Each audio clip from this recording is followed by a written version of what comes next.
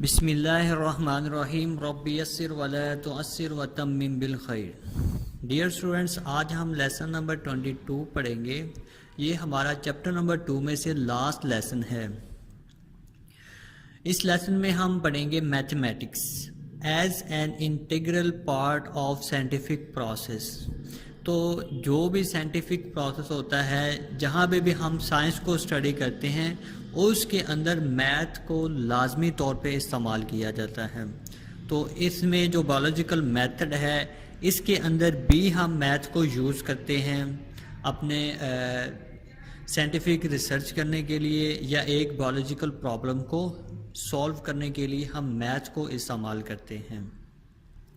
Biological method also involves the use of applied mathematics to solve biological problems. Major biological problems in which knowledge of mathematics is used include gene finding, protein structure, and protein-protein interaction. तो एक जो gene है उसको find करने के लिए, gene के बारे में आपने पढ़ा होगा कि जीन जो बेसिकली डीएनए होता है उसके पार्ट्स होते हैं। प्रोटीन स्ट्रक्चर, प्रोटीन्स का स्ट्रक्चर किस तरह का होता है उनको फाइंड करने के लिए, और जो प्रोटीन इंटरैक्शंस होते हैं इनकी स्टडी के लिए हम अप्लाइड मैथमेटिक्स के नॉलेज को यूज़ करते हैं। नीचे हमारे पास एक डेफिनेशन है, ये बहुत ही इम्पोर्टेंट डेफिनेशन है, इसको आपने याद करना है। Bioinformatics refers to the computational and statistical techniques for analysis of biological data. तो इसमें हम स्टैटिक्स और कंप्यूटर इन दोनों को यूज़ करते हुए हम जो बायोलॉजिकल डाटा है उसका एनालिसिस करते हैं। ठीक है, ये एक आप ये इसको एक सब्जेक्ट है एक प्रॉपर तौर पे, जिसके ये अंदर हम जो बायोलॉजिकल डाटा है, प्रोटीन का स्ट्रक्चर किस तरह का होता है, जीन्स का स्ट्रक्चर किस तरह का होता है, जीन फाइंड किस तरह करते हैं, ये सारी चीज़ें हम इसमें कंप्यूटर सॉफ्टवेयर को यूज़ करते हुए और स्टैटिक्स के रूल्स को यूज़ करते हुए हम फाइंड करते हैं। ये बायोइन्फॉर्मेटिक्स की डेफिनेशन है।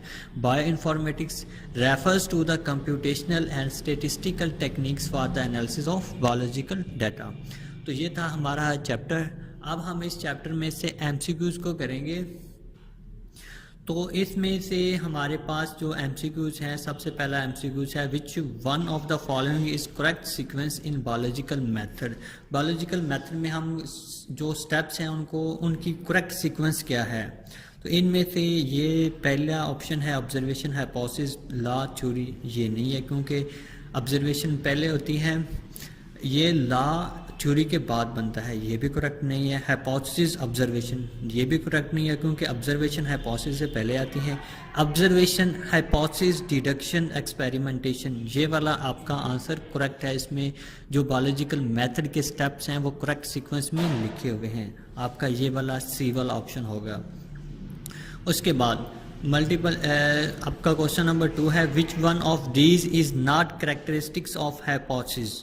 Hypothesis must be consistent with available data. ठीक है, ये इसकी करेक्टरिस्टिक है। इट मस्ट बी टेस्टेबल, ये भी ठीक है।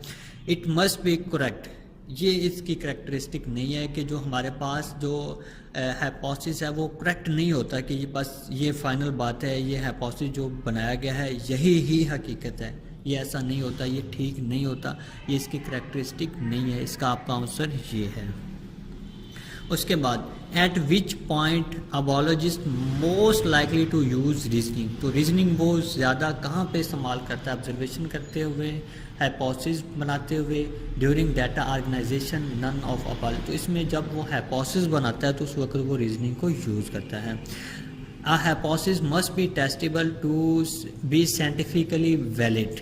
इट बीइंग टेस्टेबल मीन्स, तो टेस्टेबल का मतलब क्या है कि इस हाइपोथेसिस टेस्टेबल होना चाहिए। तो वो पूछ रहा है कि इसमें टेस्टेबल का मतलब क्या है, कि उसके ऑप्शन में है some observations could prove hypothesis incorrect, ये भी नहीं है। Only a controlled experiment can indicate whether hypothesis is correct और नॉट।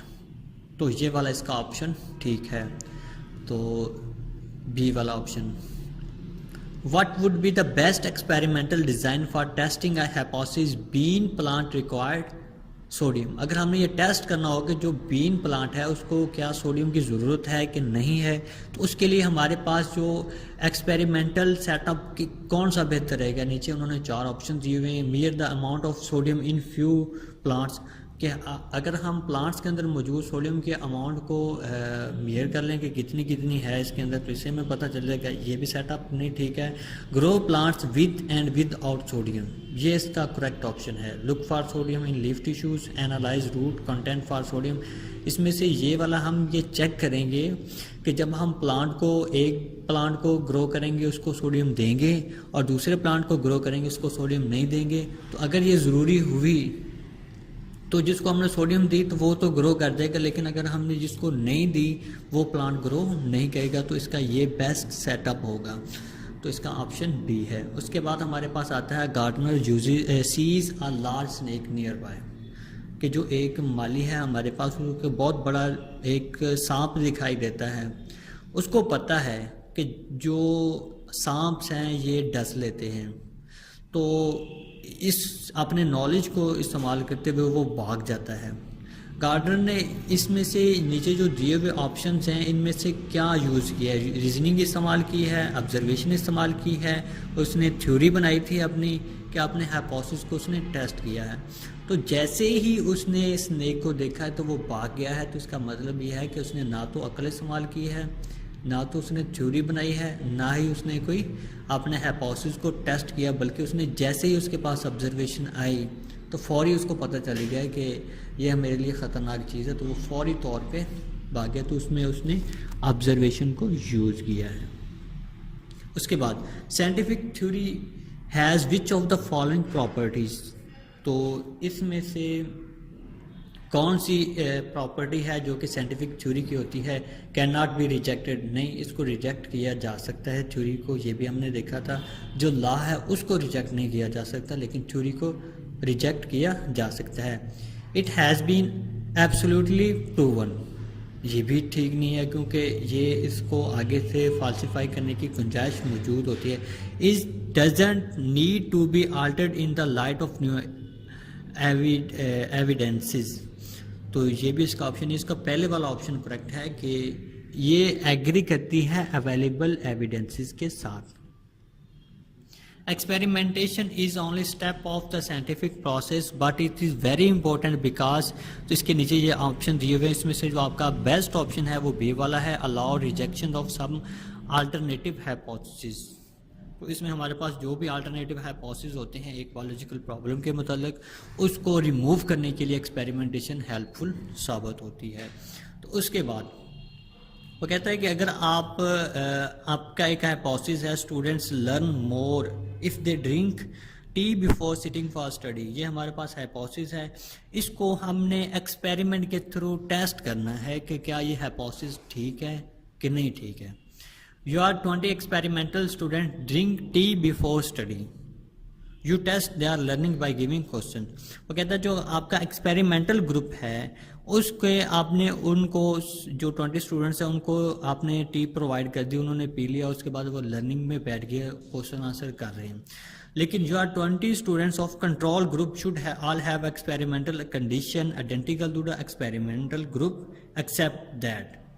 तो ये अगर हमने एक्सपेरिमेंटल ग्रुप को सारी की सारी रिक्वायरमेंट दी है, जो कंट्रोल ग्रुप है उसको हम कौन सा फैक्टर नहीं देंगे, तो अगर हमने इनको सारी दी तो एक हम इसमें से जो वेरिएबल है वो इसको प्रोवाइड नहीं करेंगे, तो वो वाला वेरिएबल कौन सा होगा कि हम उनको चाय नहीं देंगे। हमने ये टेस्ट करना है ना, तो हम वो देखेंगे कि जिनको चाय दी है उनकी लर्निंग ज़्यादा है और जिनको चाय नहीं पिलाई गई उनकी लर्निंग ज़्यादा है, तो इसलिए हम उनको they should not take tea before study. जो हमारे पास जो कंट्रोल ग्रुप होगा उसके जो 20 स्टूडेंट्स हैं उनको हम चाय नहीं देंगे, लेकिन जो हमारे पास एक्सपेरिमेंटल ग्रुप है उनको हम चाय देंगे।